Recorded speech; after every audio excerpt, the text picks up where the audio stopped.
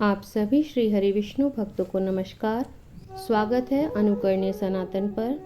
श्री पुरुषोत्तम मास कथा के छठे अध्याय में श्रवण करेंगे बहुत ही मार्मिक वृत्तांत, जिसमें श्री हरि विष्णु भगवान दीनहीन अधिमास को भगवान श्री कृष्ण के पास उनके गोलोक में लेकर जाते हैं और अधिमास की व्यथा कथा भगवान श्री कृष्ण को बताते हैं। चलिए सुनते हैं मार्मिक कथा। अथ श्री पुरुषोत्तम मास महात्म्य कथा षष्ठम अध्याय आरंभ। नारद जी बोले, भगवान गोलोक में जाकर क्या करते हैं? हे पाप रहित मुझ श्रोता के ऊपर कृपा करके कहिए। तब श्री नारायण भगवान बोले, हे नारद जी, पाप रहित अधिमास को लेकर भगवान विष्णु के गोलोक जाने पर जो घटना हुई वह हम कहते हैं, सुनो। उस गोलोक के अंदर मणियों के खंभों से सुशोभित सुंदर पुरुषोत्तम के धाम को दूर से भगवान विष्णु जी देखते हैं। उस धाम के तेज से बंद हुए नेत्र वाले भगवान विष्णु जी धीरे धीरे नेत्र खोलकर और अधिमास को अपने पीछे कर धीरे धीरे धाम की ओर जाते हैं।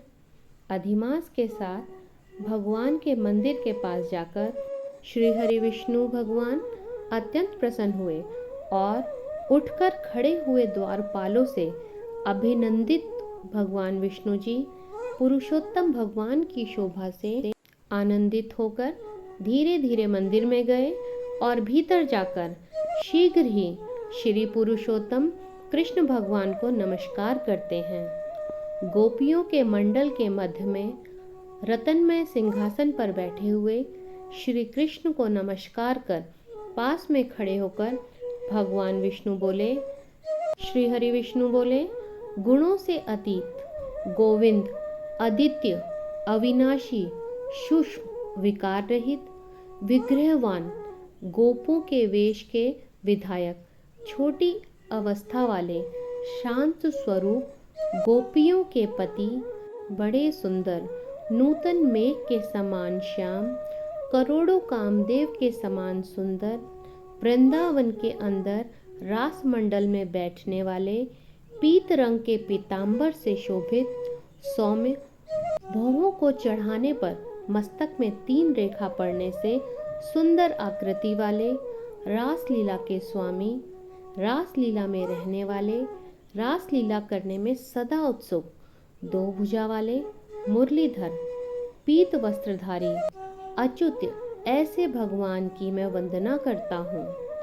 इस प्रकार स्तुति करके भगवान श्री कृष्ण को नमस्कार कर पार्षदों द्वारा सत्कृत विष्णु भगवान रत्न सिंहासन पर भगवान कृष्ण की आज्ञा से बैठे। श्री नारायण बोले, यह श्री हरि विष्णु का किया हुआ स्तोत्र प्रातः काल उठकर जो पढ़ता है उसके समस्त पाप नष्ट हो जाते हैं और अनिष्ट स्वप्न भी अच्छे फल देते हैं और पुत्र पौत्र आदि को बढ़ाने वाली भक्ति श्री गोविंद में ही होती है। अकीर्ति का नाश होकर सत्कीर्ति की वृद्धि होती है। भगवान विष्णु बैठ गए और भगवान कृष्ण के आगे कांपते हुए अधिमास को भगवान कृष्ण के चरण कमलों में नमन कराते हैं। तब श्री कृष्ण ने श्री हरि विष्णु से पूछा कि यह कौन है, कहाँ से आया है, क्यों रोता है? इस गोलोक में तो कोई भी दुर्भागी होता नहीं है। इस गोलोक में रहने वाले तो सर्वदा आनंद में मगन रहते हैं। ये लोग तो स्वप्न में भी दुष्ट वार्ता या दुख भरा समाचार सुनते ही नहीं। अतः हे श्री हरि विष्णु, यह क्यों कांपता है और आंखों से आंसू बहाता दुखित हमारे सम्मुख किस लिए खड़ा है? श्री नारायण बोले, नवीन मेघ के समान श्याम सुंदर गोलोक के नाथ का वचन सुन सिंहासन से उठकर महाविष्णु मलमास की संपूर्ण दुख गाथा कहते हुए बोले। श्री विष्णु बोले, हे वृंदावन की शोभा के नाथ, हे कृष्ण, हे मुरलीधर, इस अधिमास के दुख को आपके सामने कहता हूँ, आप सुने। इसके दुखित होने के कारण ही स्वामी रहित अधिमास को लेकर मैं आपके पास आया हूँ। इसके उग्र दुख रूप अग्नि को आप शांत करें। यह अधिमास सूर्य की संक्रांति से रहित है, मलिन है तथा शुभ कर्म में सर्वदा वर्जित है। स्वामी रहित मास में स्नान आदि नहीं करना चाहिए। ऐसा कहकर वनस्पति आदिकों ने इसका निरादर किया है। द्वादश मास कला, क्षण, अयन, संवत्सर आदि स्वेशवीरों ने अपने अपने स्वामी के गर्भ से इसका अत्यंत निरादर किया है। इसी दुखाग्नि से जला हुआ यह मरने के लिए तैयार हुआ। तब अन्य दयालु व्यक्तियों द्वारा प्रेरित होकर हे ऋषिकेश, शरण चाहने की इच्छा से हमारे पास आया और कांपते कांपते घड़ी घड़ी रोते अपना सब दुख जाल इसने कहा, इसका यह बड़ा भारी दुख आपके बिना टाले नहीं टल सकता, अतः इस निराश्रय का हाथ पकड़कर आपकी शरण में लाया हूँ।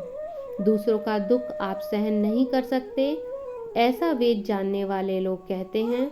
अतएव इस दुखित को कृपा करके सुख प्रदान कीजिए। हे जगतपते, आपके चरण कमलों में प्राप्त प्राणी शोक का भागी नहीं होता है।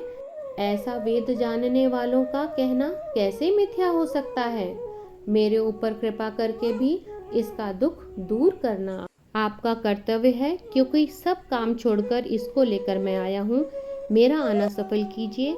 बारंबार स्वामी के सामने कभी भी कोई विषय न कहना चाहिए, ऐसी नीति के जानने वाले बड़े बड़े पंडित सर्वदा कहा करते हैं। इस प्रकार अधिमास का सब दुख भगवान श्री कृष्ण से कहकर श्री हरि कृष्ण के मुखमंडल की ओर देखते हुए श्री कृष्ण के पास ही हाथ जोड़कर खड़े हो गए। ऋषि लोग बोले, हे सूत जी, आप दाताओं में श्रेष्ठ हैं। आपकी दीर्घायु हो, जिससे हम लोग आपके मुख से भगवान की लीला के कथा रूप अमृत का पान करते रहें। हे सूत जी, गोलोकवासी भगवान कृष्ण ने विष्णु के प्रति फिर क्या कहा और क्या किया इत्यादि लोक उपकारक श्री हरि विष्णु कृष्ण का संवाद सब आप हम लोगों से कहिए। परम भगव भक्त नारद जी ने श्री नारायण से क्या पूछा, हे सूत जी, इसको आप इस समय हम लोगों से कहिए। श्री नारद जी के प्रति कहा हुआ भगवान का वचन तपस्वियों के लिए परम औषधि है। इति श्री ब्रह्म नारदीय पुराणे पुरुषोत्तम मास महात्म्य षष्ठो अध्याय संपूर्ण। हरि शरणम श्री हरि विष्णु भगवान की जय। इस कथा को सुनने के लिए आपका धन्यवाद। राधे राधे।